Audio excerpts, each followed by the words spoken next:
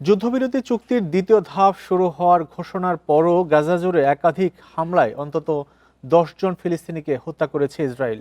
সংবাদ সংস্থা ওয়াফা জানায়, বৃহস্পতিবার সন্ধ্যায় ইসরায়েলি সেনাবাহিনী মধ্য গাজার দের আল বালাহ শহরে দুটি বাড়িতে বোমা হামলা চালায়। এছাড়া গাজার অন্য এলাকাগুলোতেও পৃথক হামলা চালানো হয়। স্বাস্থ্য কর্মকর্তারা নিশ্চিত করেছেন, নিহতদের মধ্যে একজন ১৬ বছর বয়সী কিশোর ছিল। এদিকে ইসরায়েলি সেনাবাহিনীর দাবি, নিহতদের একজন হামাসের সশস্ত্র শাখা কাসাম ব্রিগেডের একজন কমান্ডার ছিলেন। গত অক্টোবরে যুদ্ধবিরতির প্রথম ধাপ কার্যকর হওয়ার পর থেকে এখন পর্যন্ত ইসরায়েলের হামলায় অন্তত ৪৫১ জন ফিলিস্তিনি নিহত হয়েছেন, যাদের মধ্যে ১০০ জনের বেশি শিশু।